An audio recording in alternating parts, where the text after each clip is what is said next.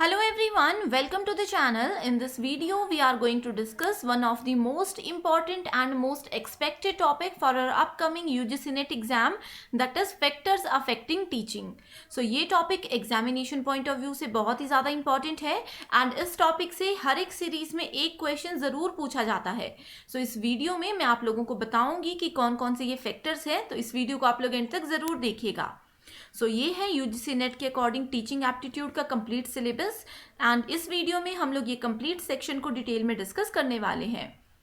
सो factors जो होते हैं टीचिंग के, अब जैसे एक टीचर है, एक लर्नर है, ठीक है. एक टीचर जब किसी लर्नर को, किसी स्टूडेंट को कोई चीज़ सिखाते हैं, ठीक है, उसके बीच में कौन कौन सी चीज़ें होती हैं जो कि उनको अफेक्ट करती हैं.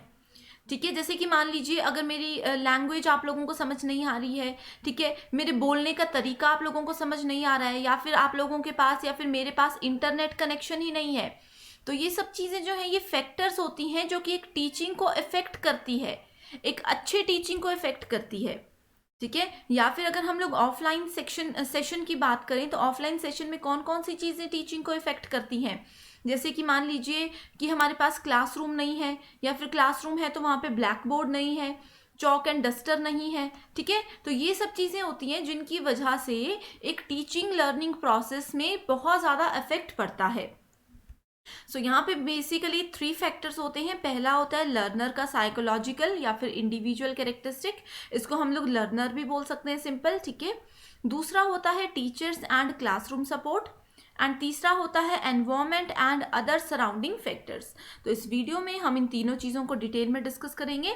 तो सबसे पहले बात करते हैं टीचर के पॉइंट ऑफ व्यू से.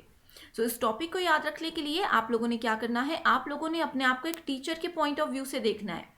ठीक है, सो एक टीचर अगर कुछ पढ़ा रहे हैं एंड स्टूडेंट्स उस चीज़ को नहीं समझ पा रहे हैं, तो वो कौन कौन सी चीज़ें हैं जो कि बीच में आ रही हैं इस टीचिंग लर्निंग प्रोसेस में. तो पहला हो सकता है educational qualification and subject knowledge. जैसे कि मान लीजिए कि मैं आप लोगों को नेट एग्जाम के लिए प्रिपेयर करवा रही हूँ, ठीक है, मेरी खुद की क्वालिफिकेशन इतनी नहीं है कि मैं आप लोगों को पढ़ा सकूँ. एंड दूसरा पॉइंट ये हो सकता है कि मुझे सब्जेक्ट नॉलेज नहीं है. अब जैसे मैं आप लोगों को टीचिंग एप्टीट्यूड पढ़ा रही हूँ, मान लीजिए मुझे इसके बारे में नहीं पता, तो क्या मैं आप लोगों को इफेक्टिवली पढ़ा पाऊंगी? नहीं पढ़ा पाऊंगी. ठीक है, सो ये एक टीचर के साइड से एक फैक्टर है जो कि टीचिंग लर्निंग प्रोसेस के बीच में हम बोल सकते हैं बाधा बन सकता है. दूसरा पॉइंट है अवेयरनेस ऑफ लर्नर फैक्टर्स. ठीक है, सो लर्नर के पॉइंट ऑफ व्यू से भी हम लोगों को चीज़ें समझानी होती हैं. जैसे कि अभी अगर मैं आप लोगों को रियल लाइफ एग्जाम्पल्स के साथ चीज़ें बता रही हूँ, अगर मैं आप लोगों को बिल्कुल जो बुकिश लैंग्वेज होती है सिर्फ उसी में पढ़ाऊँ, तो आप लोगों को चीज़ें समझना बहुत मुश्किल हो जाएगा. That is called awareness of learner factors. यानी कि लर्नर्स क्या चाहते हैं, उनका पॉइंट ऑफ व्यू क्या है, उनका लेवल कितना है, उस चीज़ को भी ध्यान में रखना एक टीचर की रिस्पॉन्सिबिलिटी होती है. नेक्स्ट है एक्सपीरियंस ऑफ द टीचर. सो अगर कोई टीचर है जिनको टीचिंग का एक्सपीरियंस है, तो वो टीचर्स, वैसे टीचर्स अपनी बात को बहुत अच्छे से प्रेजेंट कर सकते हैं आपके सामने. लेकिन वहीं दूसरी तरफ कोई दूसरा टीचर है जिनको अभी तक एक्सपीरियंस नहीं है, वो फर्स्ट टाइम आपको पढ़ा रहे हैं, तो आप लोग देखोगे डिफरेंस कि उन लोगों को अपनी बात को प्रेजेंट करने में, अपनी बात को सामने वाले स्टूडेंट को समझाने में बहुत टाइम लग जाएगा. एंड इमीडिएटली कोई अगर एग्जाम्पल पूछ ले या कोई भी क्वेश्चन पूछ ले स्टूडेंट, तो उस तरह उस जगह पे टीचर जो है वो इमीडिएटली आंसर देने में थोड़े से फंस जाते हैं, थोड़े से उनको प्रॉब्लम होती है. तो इसीलिए यहाँ पे एक्सपीरियंस जो है टीचर का वो भी बहुत इंपॉर्टेंट होता है. नेक्स्ट है पेरेंटल एक्सपेक्टेशंस. सो टीचर जो है ये एक पेरेंटल एक्सपेक्टेशंस इनको नहीं रखनी चाहिए स्टूडेंट से. नेक्स्ट है टीचिंग स्किल्स. सो जैसे कि अभी मैं पढ़ा रही हूँ, मैं साथ साथ में आप लोगों को रियल लाइफ एग्जांपल्स दे रही हूँ, तो ये भी स्किल होती है. कई लोग क्या होते हैं, उन लोगों को सब्जेक्ट का नॉलेज बहुत ज़्यादा होता है, 100% नॉलेज होता है, लेकिन उनमें टीचिंग स्किल्स बिल्कुल भी नहीं होती. उनको ये नहीं पता होता कि किस तरह से अपनी बात किसी दूसरे पर्सन के सामने समझानी है, किसी तरह से अपनी बात रखनी है. ठीक है, या फिर ये भी हो सकता है कि उन लोगों के पास प्रॉपर एग्जाम्पल्स नहीं है, सो दैट उस लेवल के स्टूडेंट्स को वो पढ़ा सकें. सो टीचिंग स्किल्स बहुत इंपॉर्टेंट है. नेक्स्ट है मेथड्स ऑफ टीचिंग। सो किस तरह से हम आपको पढ़ाते हैं, दैट इज़ वेरी इंपॉर्टेंट। अभी जैसे ऑनलाइन में आप लोगों को पढ़ा रही हूँ तो हमारा पढ़ाने का तरीका थोड़ा डिफरेंट है। अगर आप लोग हमारा ऑफलाइन बैच ज्वाइन करते हो तो हमारा पढ़ाने का तरीका थोड़ा डिफरेंट है, क्योंकि चीज़ों में बहुत ज़्यादा फर्क आ जाता है। नेक्स्ट है फ्रेंडलीनेस एंड अप्रोचेबिलिटी, यानी कि अगर कोई टीचर, ये जो फ्रेंडलीनेस वाली बात है ये बेसिकली ऑफलाइन बैचेस में काम करती है, ठीक है। तो अगर एक टीचर स्टूडेंट्स के साथ फ्रेंडली होकर बात करे, ऐसा नहीं है कि बिल्कुल ही उनके फ्रेंड बन जाएं, लेकिन फ्रेंडली मैनर में उनसे बात करे, दोस्तों की तरह उनको चीज़ें समझाए एंड अपनी अप्रोच रखे कि जो मैं समझा रही हूँ आप लोग वो चीज़ों को सुनो, तो ये भी एक टीचर की क्वालिटी होती है, राइट। सो ये सब चीज़ें इसलिए एग्जाम में ऐड की गई हैं क्योंकि आप सभी अब पीएचडी करने वाले हो, नेट क्वालिफाई करने के बाद आप लोग टीचिंग फील्ड में जाने वाले हो, इसीलिए ये चीज़ें इंपॉर्टेंट है। नेक्स्ट आता है पर्सनालिटी एंड बिहेवियर। सो एक टीचर की पर्सनालिटी एंड उनका बिहेवियर जो है ये भी एक टीचिंग लर्निंग प्रोसेस में मेजर रोल प्ले करता है। अगर मान लीजिए कि कोई टीचर है जिनमें पेशेंस, ठीक है, पेशेंस जो है वो बिल्कुल भी नहीं है and student bar bar questions कर रहे हैं, छोटे बच्चे हैं तो वो बहुत शोर मचा रहे हैं, तो हमारा बिहेवियर जो है वो बहुत इंपॉर्टेंट होता है। हमें हमेशा स्टूडेंट्स के साथ इस तरह से ट्रीट करना चाहिए कि वो हमसे डरे नहीं, लेकिन फिर भी वो हमारी बात को समझे एंड हमारी बात को सुने, ठीक है। सो एक पर्सनालिटी इतनी अट्रैक्टिव होनी चाहिए कि स्टूडेंट्स हमारी बात सुने, राइट। नेक्स्ट है levels of adjustment and mental health of the teacher. So हमें एडजस्ट करना पड़ेगा स्टूडेंट्स के साथ किसी भी माहौल में, एंड मेंटल हेल्थ जो है टीचर की वो बहुत इंपॉर्टेंट होती है।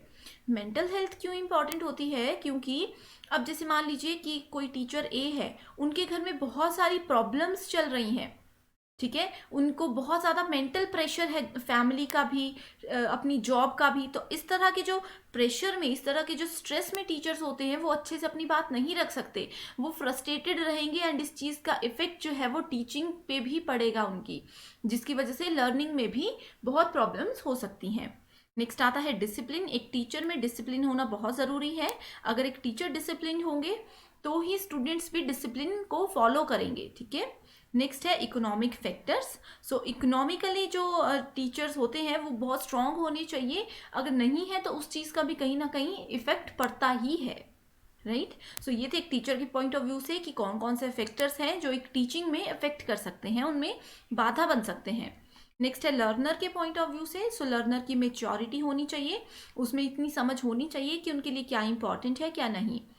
As is very important. Motivation, अगर जो मोटिवेटेड स्टूडेंट होते हैं, आप लोग जैसे हमारी क्लासेस देख रहे हो अभी, अगर आप लोग मोटिवेटेड हो तो आप लोग उन चीज़ों को अच्छे से समझोगे, आप लोग अपने एफर्ट्स मारोगे, क्योंकि आप लोगों को पता है कि नेट क्वालिफाई करने के बाद आप लोगों को क्या क्या बेनिफिट्स मिल सकते हैं। सो मोटिवेशन एक लर्नर में होना बहुत ज़रूरी है।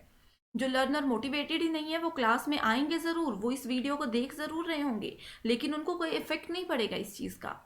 नेक्स्ट है प्रीवियस लर्निंग, यानी कि अगर आप लोगों को इस पर्टिकुलर टॉपिक पे पहले से थोड़ा बहुत नॉलेज है तो आप लोगों के लिए वो इजी हो जाएगी चीज़ें समझना as compared to new students, ठीक है।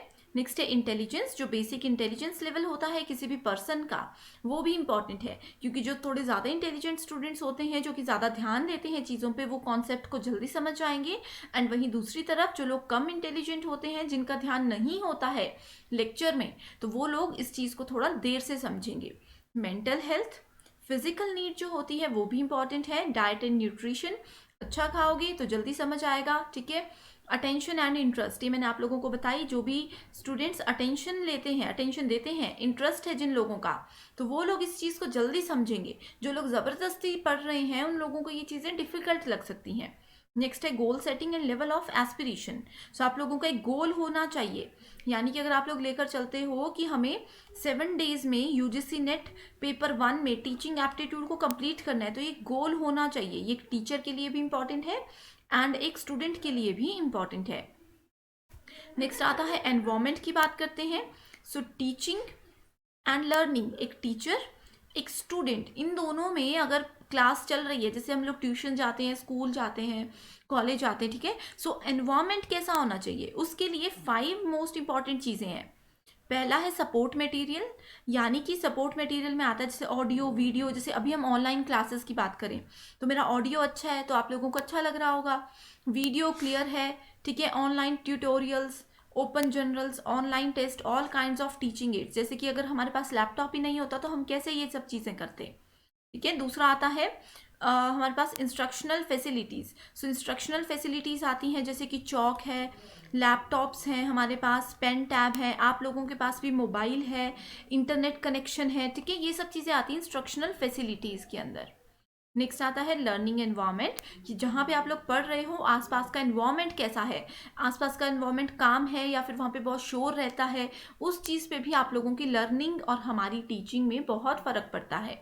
ठीक है, सोशियो इकोनॉमिक फैक्टर्स, यानी कि हमारे आसपास के लोग कैसे हैं, that is very important. And expectations, कि हम लोग अपने आप से, अपने सामने स्टूडेंट से या टीचर से या एनवायरनमेंट से क्या एक्सपेक्ट कर रहे हैं, ये सब चीज़ें भी बहुत इंपॉर्टेंट होती है। ये था हमारा आज का most important topic. I hope ये कॉन्सेप्ट आप लोगों को क्लियर है। Thank you so much for watching this video.